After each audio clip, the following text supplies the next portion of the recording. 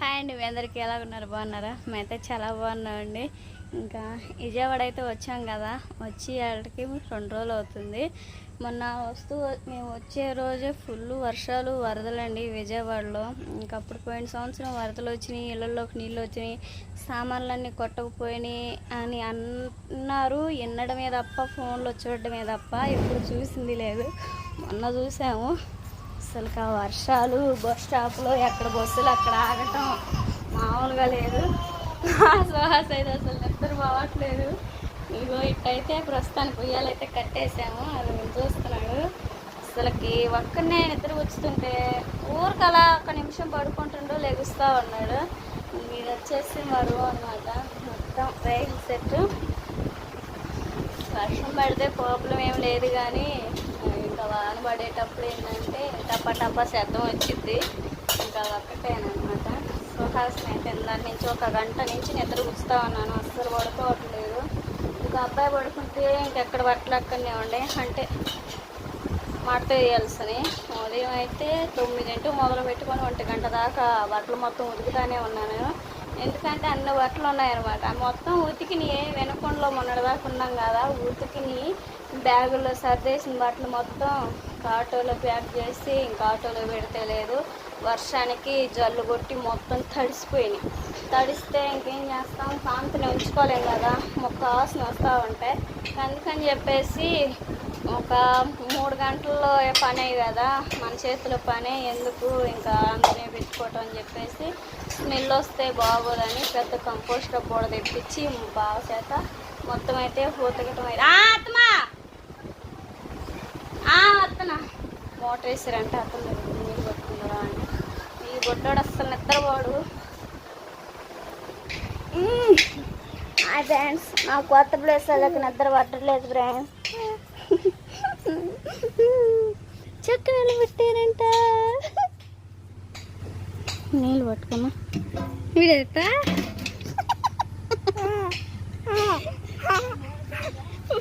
అసలు నిద్రే పాటలా తినాయన మునీడేది.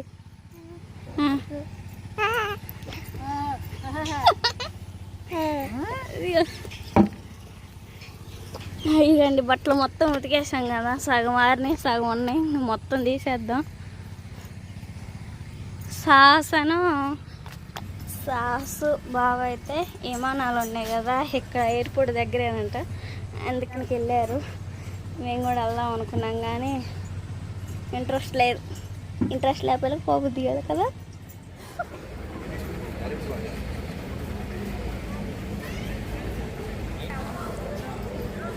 సాసు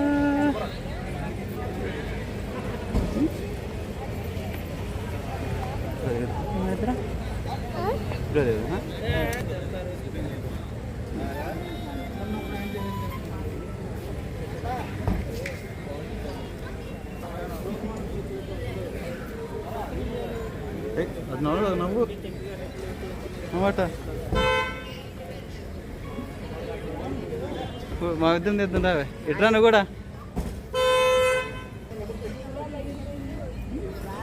నిలబడిపో చెప్తా, నిలబడు చాలు చేది.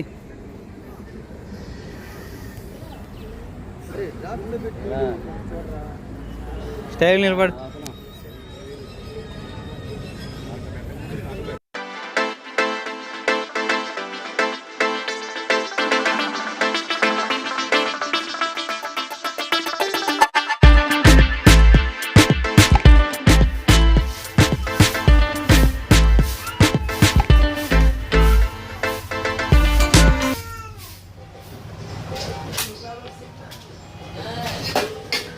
ఓకేనండి, బావాను మాయ సాసుబాబు అయితే ఇంకా విమానాలు చూడడానికి అయితే వెళ్ళారు కదా, వచ్చేసరికి ఎక్కడ ఆకలి అంటారని చెప్పేసి ముందుగానే కర్రీ అయితే చేస్తూ ఉన్నాను.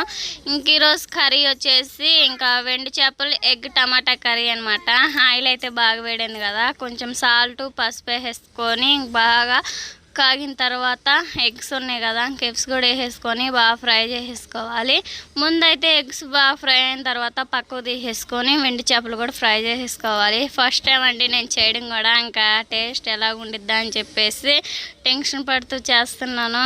ఇంకా ఈ కర్రీ అయితే టేస్ట్ చాలా బాగుండిద్ది అని చెప్పేసి ఇంకా మా అమ్మ మా నాయనమ్మ వీళ్ళందరూ చెప్పేవాళ్ళు, ఇంక ఇలా ఈ విధంగా వండుకున్నా బాగుండిద్ది అని చెప్పేసి ఇంకా అందుకని చెప్పేసి ఇంకా ఈ విధంగా అయితే చేస్తూ ఉన్నాను.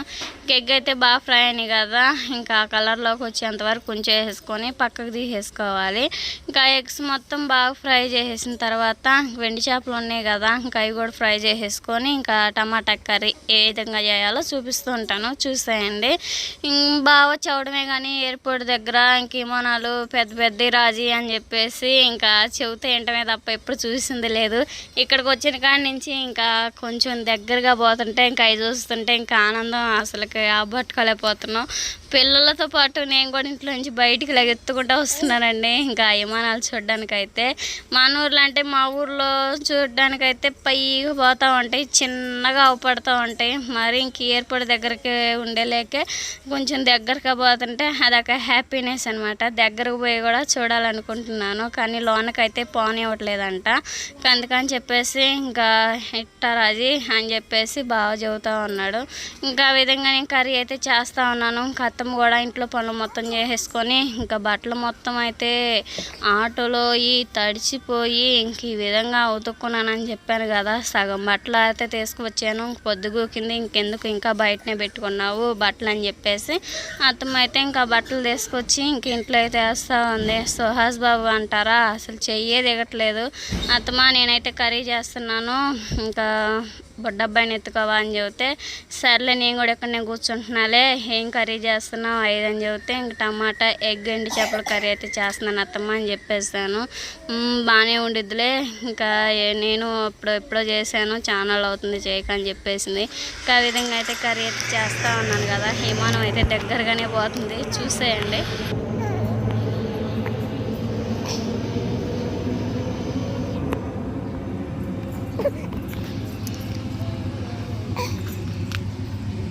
చూసారు కదండి విమానం ఎంత దగ్గరకు పోతుందో, ఎయిర్పోర్ట్ దగ్గర అనమాట. అందుకని చెప్పేసి ఇంక అన్ని కిందకే పోతున్నాయి. విమానం రావటం ఆలస్యం, లో నుంచి బయటకు లగెత్తుకుంటూ వస్తున్నాం ముగ్గురు. ఇంకా సాహసు నేను సుహాసిని అయితే ఎప్పుడో చిన్నపిల్లల టమాటాలు మొత్తం అయితే ఆ విధంగా తాలింపు వేసేసుకున్నాం కదా. తాలింపు వేసిన తర్వాత టమాటాలు అయితే మనకు బాగా మగ్గేసినాయి కదా, ఇంకా అటు ఇటు కలిపేసుకుంటూ ఇంకా ఆ విధంగా బాగా మగ్గిన వాటిల్లో అయితే సాంబార్ పొడి ఇంకా అదేవిధంగా కారం కల్లుప్పు మొత్తం వేసేసుకొని బాగా ఉడకనిచ్చేసేసుకుందాం. ఇంకా ఆ విధంగా ఉడికేసిన తర్వాత ఇంకా లాస్ట్ ఫైనల్గా అయితే ఇంకా ఎగ్స్ ఎండి చేపలు ఇంకా అవి కూడా వేసేసుకుంటే వాటర్ పోసేసి 2 నిమిషాలు ఉంచేసి బాగా మరిగిన తర్వాత కొత్తిమీర వేసేసుకుంటే మనకి ఎంతో టేస్టీగా ఉండే వెండి చేపలు ఎగ్ టమాటా కర్రీ అయితే ఇంక రెడీ అయిపోయినట్టే. ఇంక ఈ విధంగా అయితే చేస్తూ ఉన్నాను. పిల్లలకు కూడా నీళ్ళు అయిపోయిన పెట్టేస్తానండి. ముగ్గురు పిల్లలకైతే స్నానం చేయించాలి. వాతావరణం చాలా అనుకూలంగా ఉంది కదా, ఫుల్ వర్షాలు మొదలవుతూ ఉన్నాయి. ఇంకా అందుకని చెప్పేసి నేను పెందలాడినే చేసేసుకుంటూ ఉన్నాను. ఇంకా ఆ విధంగా ఈ కర్రీలోకి అయితే వాటర్ అయితే పోసుకున్న తర్వాత ఇంకా మా బాబాయ్కి ఇంకా మా పనికి వచ్చిన వాళ్ళకైతే భోజనం అయితే పెట్టేస్తున్నాను. బావ అయితే రాజు ఏం కర్రీ గుమగుమలాడిపోతుందండి. ఇంక బావ కర్రీ అయితే రెడీ అయిపోయింది, నువ్వు కూడా వచ్చి అన్నం తినంటే సుహాస్ బాబు ఏడుస్తూ ఉన్నాడు కదా అని చెప్పేశాడు. ఇంకా అత్తమ్మ అయితే మాటల్లో వచ్చేసింది. ఇంకా అత్తమ్మకి బాబునిచ్చేసి బావ కూడా బాబులకైనా నా పక్కన పెట్టేసి భోజనం అయితే చేస్తూ ఉన్నాము. ఇంక ఈ వీడియో అయితే ఇంతేనండి. ఇంక ఈ కర్రీ ఎలాగుందని చెప్పేసి కామెంట్ చేయండి. ఇంక వీడియో నచ్చితే ప్లీజ్ లైక్ అండ్ సబ్స్క్రైబ్ చేయండి. బాయ్ బాయ్, నెక్స్ట్ మంచి వీడియోతో కలుద్దాం మరి.